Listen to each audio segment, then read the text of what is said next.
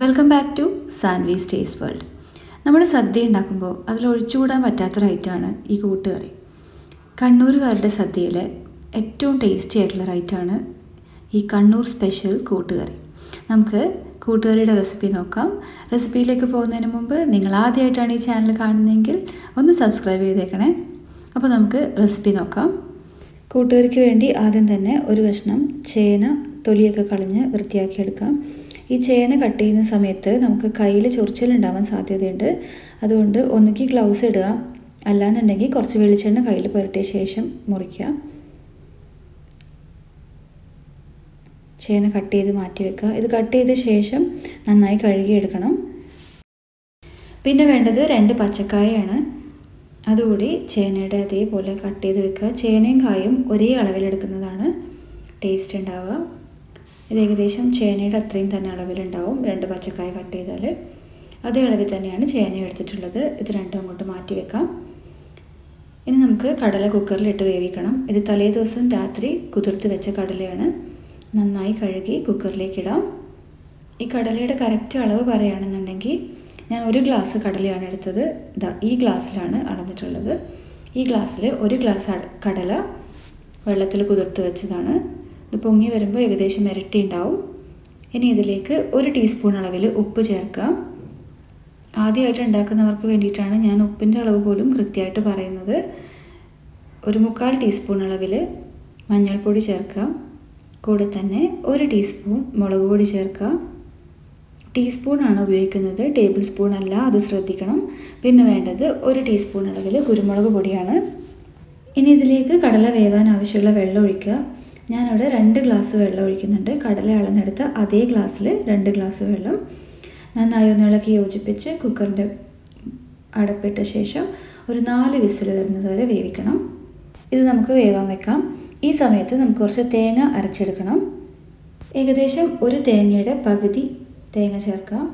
അളവ് കറക്റ്റായിട്ട് പറയുകയാണെന്നുണ്ടെങ്കിൽ ഞാൻ നേരത്തെ കടല അളന്നെടുത്ത അതേ ഗ്ലാസ്സിൽ നിറയെ തേങ്ങ എടുക്കുകയാണ്.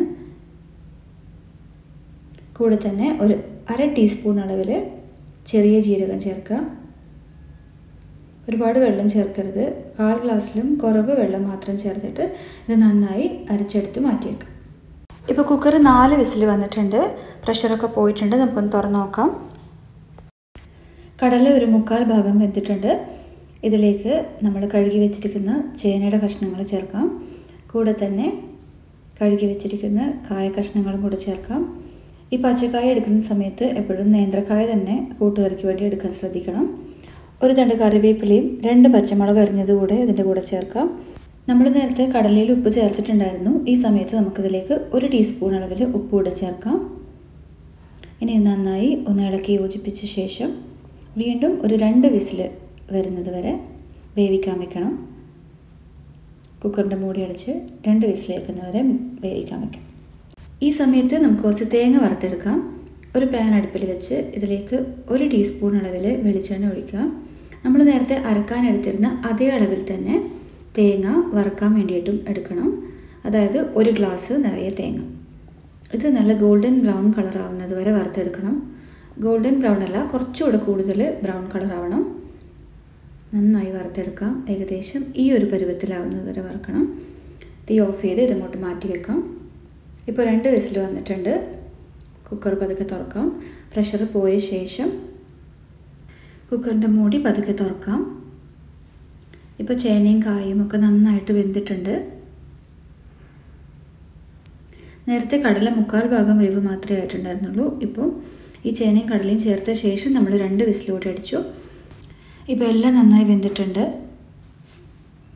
ഇതുപോലെ ഒന്ന് പ്രസ് ചെയ്ത് നോക്കിയാൽ മനസ്സിലാവും. ഇനി ഇതിലേക്ക് നമ്മൾ അരച്ച് വെച്ചിരിക്കുന്ന തേങ്ങ ചേർക്കാം. തേങ്ങ ഈ ഒരു പരുവത്തിൽ അരഞ്ഞാൽ മതിയാവും. നന്നായി അരയേണ്ട ആവശ്യമൊന്നുമില്ല. ഈ തേങ്ങ കൂടി ഇതിലേക്ക് ചേർക്കാം. ഒരുപാട് വെള്ളം ചേർക്കാതെ തേങ്ങ അരക്കാൻ വേണ്ടി ശ്രദ്ധിക്കണം. അല്ലെങ്കിൽ നമ്മുടെ ഈ കൂട്ടുകറിയിൽ വെള്ളം കൂടിപ്പോവും. ഈ മിക്സിയുടെ ജാറിൽ ഒരു 2 സ്പൂൺ വെള്ളം ഒന്ന് കലക്കി ചേർക്കാം. നമ്മളിതിൽ വേറെ വെള്ളമൊന്നും ചേർത്തിട്ടില്ല. നേരത്തെ കടല വേവാൻ വേണ്ടി ചേർത്ത വെള്ളം മാത്രമേ ഉള്ളൂ. വെള്ളം കൂടി പോകരുത്. ഈ പാകത്തിൽ ചേർത്ത വെള്ളം പാകത്തിനായിരിക്കും. ഈ ഒരു അളവിലെടുക്കാൻ ശ്രദ്ധിച്ചാൽ മതി. നന്നായി ഒന്ന് ഇളക്കി യോജിപ്പിക്കുക. അതൊന്ന് തിളക്കണം.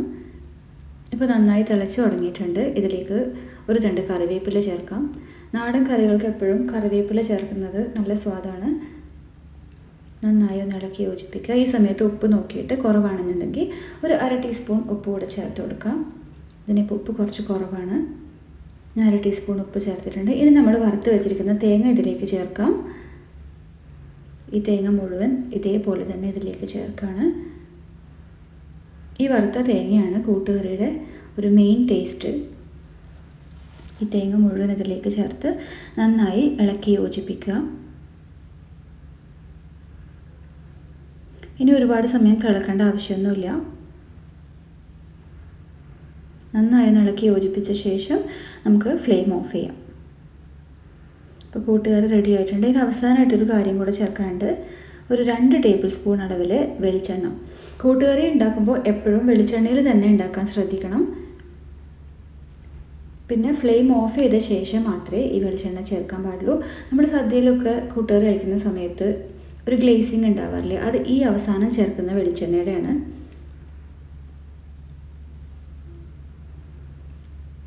ഒന്നുകൂടി ഒന്ന് ഇളക്കി യോജിപ്പിക്കുക. ഇനി നമുക്കിതിലേക്ക് കടുക് താളിക്കണം. അതിന് വേണ്ടിയിട്ട് ഒരു പാൻ അടുപ്പിൽ വെക്കുക. ഇതിലേക്ക് ഒരു 2 ടേബിൾ സ്പൂൺ അളവിൽ വെളിച്ചെണ്ണ ചേർക്കുക. വെളിച്ചെണ്ണ ഒന്ന് ചൂടായി വരുന്ന സമയത്ത് 1 ടീസ്പൂൺ കടുക് ചേർക്കുക. കടുക് ഒന്ന് പൊട്ടി വരുന്ന സമയത്ത് 2 വറ്റൽമുളക് പൊട്ടിച്ച് ചേർക്കുക. കൂടെ തന്നെ ഒരു തണ്ട് കറിവേപ്പില കൂടെ ചേർക്കുക. ഇത് കൂട്ടുകറിയുടെ മുകളിലേക്ക് ഒഴിക്കുക.